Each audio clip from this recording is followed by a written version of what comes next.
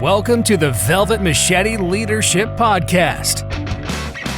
Become a confident, compassionate leader while sharpening your brand from the inside out. It's time to gear up to learn from expert guests and your host, Amber Hurdle.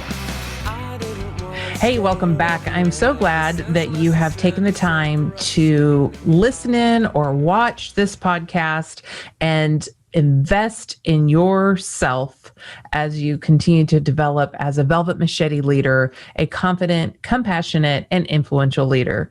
Now, on the subject of influence and great leadership, if you've been following me for any amount of time, you know that I like to say you need to go to U University. That's ultimately how you can really start that leadership journey.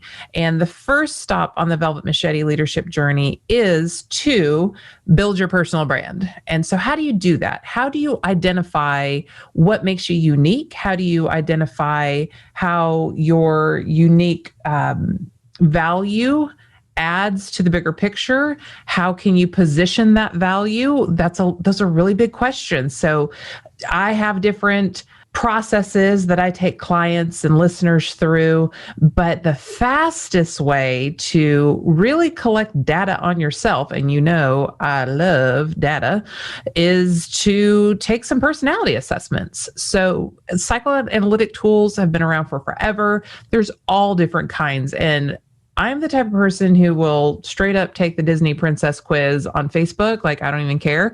But they're not all used for the same reason. So a lot of people know DISC or they know Myers-Briggs, and those are all great. And I hope to have guests who are experts on those assessments on the show. Enneagram, I've got a great future guest for that. She is a total trip, and you will love her. I've known her since I was in junior high, and she's got such a great Instagram following. But the ones that I use, I'm just going to go ahead and talk about because I am the expert in them. So today, what we're going to talk about is the Fascination Advantage Assessment. And unlike Myers-Briggs or DISC or some of those that help you psychologically or understand how you psychologically see and process the world, with Fascinate, it's really about measuring how the world sees you at your best. Sound like a pretty good personal branding assessment? I'd say so. So I found Sally Hogshead, the person who discovered Fascinate, several years ago. I heard her on my friend John Lee Dumas's podcast, and this was way back when he first started. I think she was very early on in this assessment and really promoting it and getting it out there. She'd done all the legwork and all of the research and all that kind of stuff, all the science behind it, but she was really getting it rolled out. And I thought, I love this woman. She sees the world the way that I see it. She understands that you really need to step into your own greatness. And that's the Amberism. The Sallyism, or the Fascinate way, is that you need to become more of who you already are. You don't want to mitigate weaknesses. You just want to step further into how you actually fascinate. And that's how you will connect with people. And that's how you will influence with people. So many of you hear me say over and over again, just bubble wrap it. Just bubble wrap it. Because you're not weak. You have no weaknesses. We can call it that, sure, if we want to be lazy with our language, but you've got a lot of really great stuff about you. So why don't we focus on that? And then in the areas that are maybe less helpful, we will simply bubble wrap them, like fine china. Fine china is beautiful. It's valuable. It's not meant to be shipped across the country. It is meant to be put on a dining room table. And so if we're going to ship it across the country, something that it's not meant to do, then we're going to bubble wrap it to protect it, to fortify it. And that's what we need to do for you. But the first thing to do is to figure out what makes me great. How can I influence other people? And so Fascinate will do that. So let's talk a little bit about how we fascinate. Where did the science come from in this? Because that's one of my first questions, of course, as a data nerd. And you know, or if you're new to me, you don't know this. If you're not new to me, then you know that I combine science, data and marketing principles and external marketing branding principles to do the work that I do. So if you're one-on-one coaching with me, if you're in my membership, if you're in my academy, if I'm consulting with a company, I don't do business with you unless I have data first, because that is my process. Just like if you want to gain market share, you need to have market data. So every time you scan your grocery incentive card or discount card or whatever, they're collecting data on you. That helps them position their brand with you more. And so if I'm helping somebody position their brand, I need to have some data. So this is how you do the shortcut to U University. So Sally and her team combined proprietary Kelton research study results with data from over 1 million professionals. And what they determined from all of this data is that they were able to zero in on helping reveal who you are at your best and to show you how different is better than better. Because somebody's always going to be prettier than me. Somebody's always going to be smarter than me. Somebody's always going to be wittier than me, but they can't be me. And you hear me preach this in a different way, but that's the entire premise around this assessment. So obviously, you know how I fell in love with it. So what is fascination? According to Sally, fascination is an intense focus. When you fascinate your listener, they're more likely to connect with you and to remember you. And that's what we want to do, right? We want to be memorable. We want to be known as the SME in our organization. We want to be known as the go-to brand in whatever market that we're in. And so this is very important. And again, these are Sally's words. So I just want to reiterate that this is not my assessment, but I am. Just as a side note, I am a senior advisor among all of the Fascinate advisors, and I've been with them for forever, so much so that I even have, let's see here, if you're watching on YouTube, you can see this book here. This is so popular, and I've been so privileged to do it with a countless many that I even get books saying like, hey, this was my favorite part of the program. And Fascinate usually is right up there. I did a whole Stella and Dot convention, national convention, and it was super fun there too. So while I am certified in this, I just want to make it clear, because, I also like IP and protecting that this is Sally's work. So the Carnegie Institute for Science, this is a very profound statistic. They concluded that 85% of your financial success is due to personality and the ability to communicate, negotiate, and lead. 85% of your financial success. That's a pretty big percentage. So shockingly, only 15% is due to technical knowledge. So you could get all the certifications, you can get all the degrees and all that kind of stuff. But if you don't understand how to communicate, negotiate, and lead, how to fascinate, then you're already behind the 8 ball. So in today's podcast, whether you take the assessment or not, and you can take it at amberhurdle.com/fascinate, amberhurdle.com/fascinate. It's not free. It is about $50-ish for a single assessment. But if you want to take it, great. You'll get all the information that you need. If you don't want to take it, or if you can't take it right now for financial reasons or whatnot, I know, with COVID and economic conditions, $50 is not what $50 used to be. So I want you to still listen, and I want you to hear how I describe the different advantages, and you'll know what resonates with you. You will know what bubbles up for you. And then you can start thinking about, okay, now that I know this, how can I position this as part of my personal brand? So just stay attentive, hang in there with me, know that you don't have to take the assessment, but if you have $50 to spare, I would say this is probably the most powerful assessment you could possibly take to better understand how you influence others.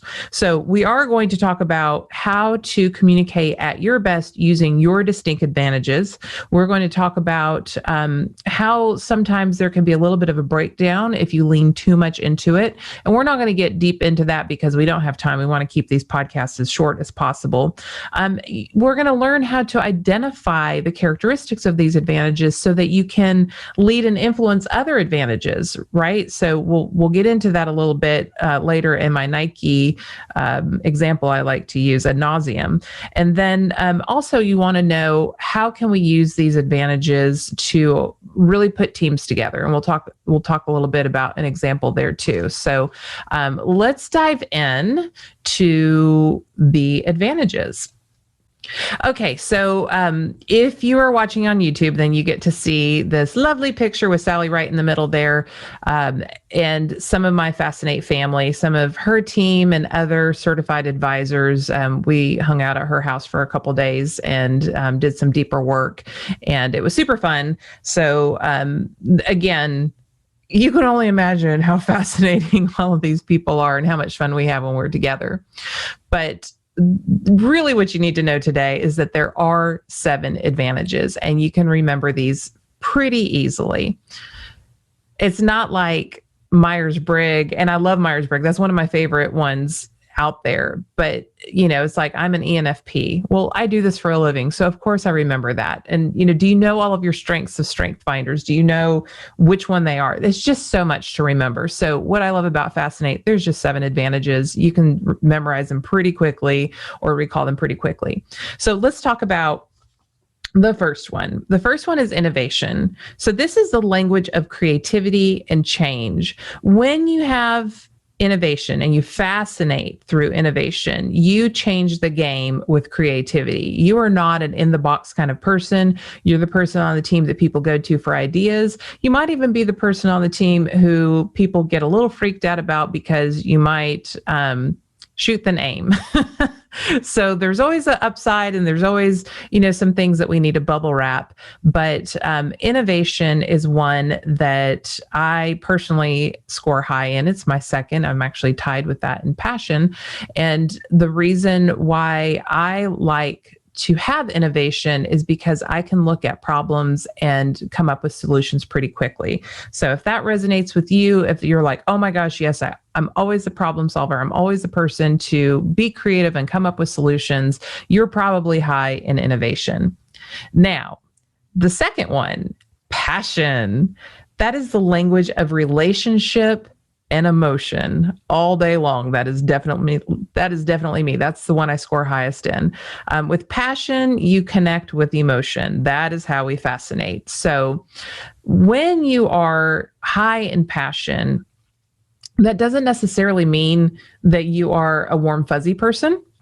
That could mean that you're connecting with emotion because you understand how to draw on the senses. So for example, when I go in and I do an engagement with a company, I am worried about, what are the textures in the room? What does the room smell like? What is the temperature? Do we have snacks? What is the discover and delight that they're going to have immediately upon sitting down? Are they going to sit down and think, oh, geez, another training or another hour I've got to sit through of professional development? Or are they going to sit down and suddenly be like, oh, yay, what's this? So I like to have that element of interest and intrigue, and that comes from my passion. Now, I said that I was tied in passion and innovation, and there are little eighth of a point tie. Is it eighth of a point, eighth of 100th? I don't remember. Anyways, the eighth of a point, we'll say for now, tiebreaker question in there. So you'll just score slightly higher. And so if it shows like 19% and 19%, but one's higher than the other, it's because there was a tiebreaker question. And I probably completely botched that. If my Fascinating family is listening, yes, I've been doing this for so many years and I didn't get that quite right. It's the end of the day for me as I'm recording this. Okay, so let's talk about power. Power, you lead with command because it is the language of confidence and authority. And so what somebody with the advantage of power might look like is that person who comes into the room and just immediately commands attention. They say to do something, you don't question them, you just do it. They tend to gain respect instantly without even opening their mouths. But when they do speak, they speak very confidently as if they just own the joint. And so that is a person high in power. Now, interestingly, I'm third highest in power. So that kind of comes into play for me sometimes. And that's, we'll get into the analytic side of things, but you want to understand really just what your highest advantage is and your second highest. And then we can talk about the reasons of really looking into it deeper than that. The next advantage is prestige. So this is the language of excellence and standards. So with prestige, you earn respect with higher standards. So this doesn't necessarily mean that you need people to fawn all over you or that you want to be better than everybody else. That's not it at all. This is, again, the language of excellence. So somebody with prestige on the team is going to dot every I, they're going to cross every T. And if they don't necessarily have that superpower, they're going to make sure somebody on the team does that. So this is somebody, this type of brand will definitely be award winning. They will be best in class. Those will be things that they strive for because that's how they fascinate. So if you think about like Jaguar or something like that, that's a prestige brand. It is prestigious to carry a Louis Vuitton. So they're fascinating with that prestige of with that, what would it look like if you had this standard of excellence that you are seen in this car, that you were seen with this particular purse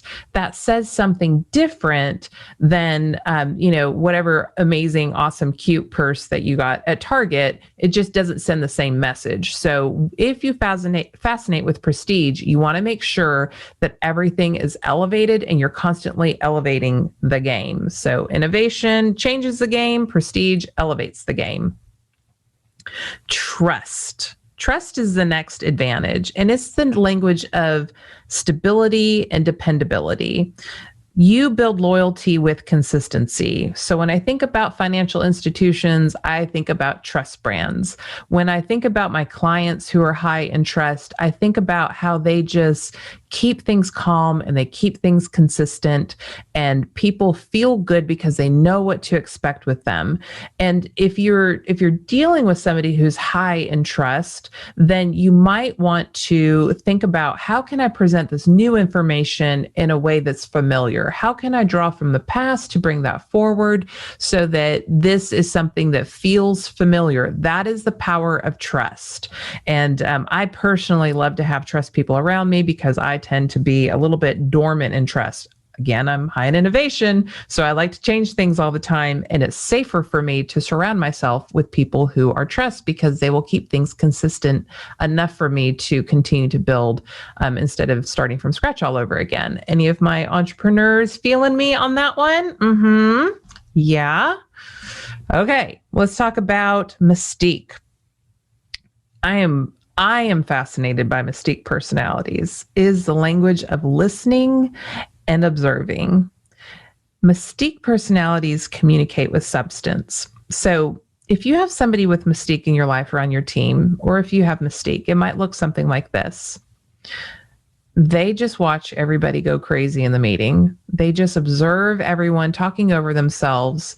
And then maybe, if asked, they will reveal what they think. And maybe they might even wait until the next day once they've had time to process it to share their perspective. If you're high in Mystique, you might be the person who says, "Oh, I wish I would have said this," because you simply need that time to unpack what it was that you listened to and what you observed so that you can come up with a very thoughtful response to that.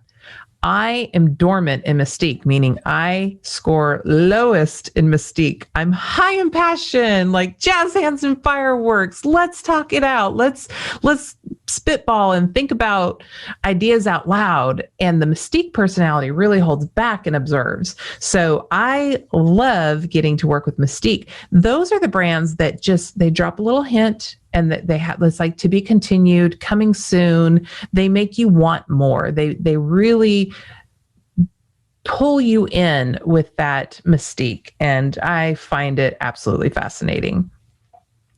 And then last but not least are alert people. So the alert advantage is the language of details and anticipation. Our alert friends prevent problems with care. Now, some of my innovation people and my alert people at times might lock horns a little bit, okay? Just like Mystique and Power might lock horns because or Mystique and Passion might lock horns, because Passion's like drama and, all the jazz hands and fireworks. And Mystique's like, settle down now. Okay. They don't like drama at all. Same with Alert and Innovation. Innovation's like, let's change. Let's do this. Let's try this. And the Alert personality is like, whoa, have you thought about this? What about this? What about this consequence? And I, again, love surrounding myself with Alert people, because I will go jumping off the cliff and my Alert friends will be like, Amber, did you put on your parachute? Yeah, sure. Of course I did. I'm not crazy. Okay. Did you do the 10-point check on the parachute before you jumped off that cliff? No, I didn't. Okay, let's do the 10-point check. I'm not trying to be a killjoy. I just don't want you to die. So when you have Alert people in your organization, it's really important that you don't just poo-poo them as the killjoys, right? As the no department, because they are that is how they fascinate. They're trying to prevent problems with care. And so if you respect that, if you honor that, and you measure, what is the change that we want to make? Okay, how can we put processes behind that to make sure that there's continuation and success? Now you've got a power team, in the same as maybe that sometimes overly dramatic Passion people who want to talk about everything and then maybe talk over each other, and they don't see all the details that perhaps they can miss. You partner that person with a Mystique who's going to be a little more reserved, who's going to be a little more observant. And now you've got a power team there as well. It's the yin and the yang. It's the combination of those energies that make powerhouse teams. So with that said, there are 49 personality archetypes, but don't freak out. You don't have to memorize all of these. I will use myself as an example. I am highest in Passion, and I'm second highest in Innovation, again, by a tiebreaker, but ultimately it is first and second. That makes me the catalyst. So the catalyst, the specialty adjectives that describe the catalyst are out of the box, social, energizing, enthusiastic, and creative. Now, anyone who knows me would probably say that most of those are pretty darn accurate. There's some other things that we can do within the system that we don't have time to get into today, but if I do a training on it down the road, we will teach you that, or you can get a one and done. And this is one of the assessments that I do for personal branding one and done sessions. These specialty adjectives are what you can get from just your one report. And the way that you can use these in your marketing, on your LinkedIn profile, on your resume, when you're telling about yourself in a networking opportunity and you have your elevator pitch or whatever, this is where you can really leverage some of this information. And there's so much more in the report, but just high level. What would it sound like if I applied for a job and I said, I am a social, out-of-the-box thinker who's enthusiastic about hospitality and use my creativity to solve problems and elevate the brand? Does that sound boring, or does that sound fascinating? As opposed to, I'm a team player, people person who likes hospitality executive who is consistent and a people person, like the same old basic vanilla garbage that goes on resumes, right? Knowing the language that you need to use in order to position you to show, I am high in passion, I influence with emotion, I'm also high in innovation, I change the game with creativity. When somebody hires me, it's usually because they feel a warm emotional connection to me and they need help with change. I'm certified in the freaking change cycle, for heaven's sake. So whether that's an organization that needs somebody to come in, build trust with their team so that we can move through the change ahead, or they're a fast-growing company, or if it's a one-on-one client, they know that they need to elevate their brand, or they know that they need to elevate their employer brand and retain or recruit and retain the right people. They know that something has to change. So who are they going to hire? We're going to hire Amber because I'm going to get along with her. She's exciting. She's fun. She's enthusiastic. My team's going to buy into her. I'm going to enjoy working with her. We already feel like friends. And then she's going to come in and she's going to help us create these changes. And it's going to be less painful because she is going to consider how to emotionally buy everybody in. That's how I fascinate. That's why people work with me. So when you know these things about you, and so many people come to me, they're like, well, I don't know what makes me unique. Well, I don't know what makes me special. Well, I'm going to tell you that I got knocked up at 16 years old. And that's how I learned about branding, because I'm going to get emotion out of you that way. And it's not trickery. It's not any type of manipulation. It's just, it is my truth. And I want you to trust me so that I can help you change. So I'm going to tell you that. And that's an emotional connection right there, because whatever you've done in your life, you can overcome it because I'm leading the way, if that makes sense. So I know I use myself as an example a lot, but that's because, I have confidentiality agreements with all of my clients.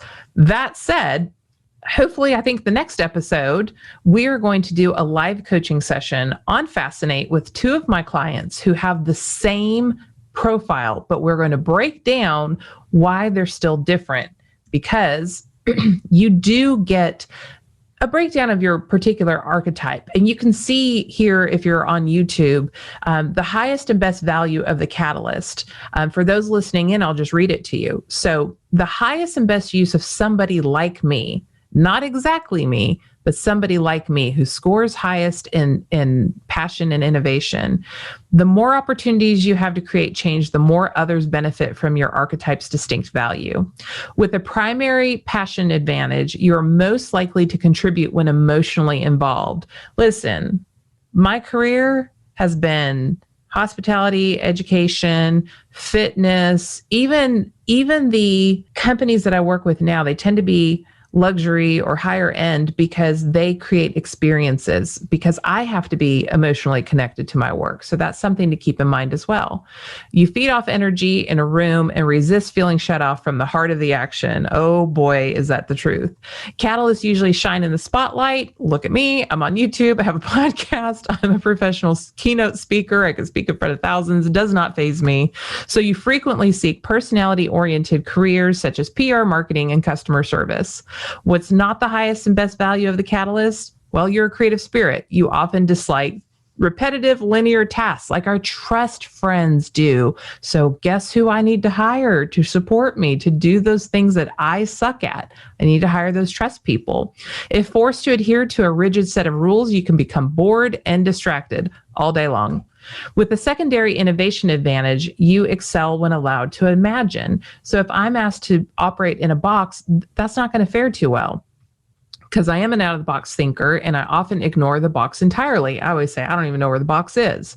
You should be free for work that demands untraditional thinking. So if a customer comes to me and they want to hire me to kind of just do repetitive work, I know that's not going to be a good fit for me, and I'm going to hire that out. And then I won't create a soul-sucking job for myself as an entrepreneur who can take on the kind of work that I want.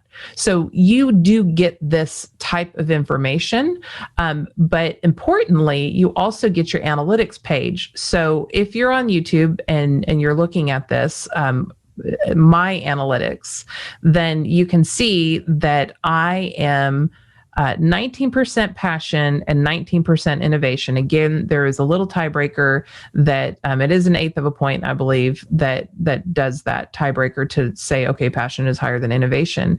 And then my third highest is power. Well, what do? I empower people. In fact, my mission statement for Amber Hurdle Consulting is empowerment and business mastery, because I believe that you have to feel empowered. You have to mentally be in the game. And only then can you take your business acumen to where it needs to go in order to get the results that you want. And so if I'm creating warm emotional connections so I can come in and create and lead through change, then ultimately I'm doing that to empower the people that I work with. And so it's really important to understand not just how you show up, but what else might be complementing and assisting your highest advantages. And then you can kind of go down and see I have a pretty dramatic drop. Well, not too dramatic. I go down at 15% on prestige. So power 16%, then prestige. So it's no joke. I work with luxury brands. I work with higher end brands or aspiring higher end brands. And then I do go down to, let's see here, Alert is only 12% as compared to 19% my highest.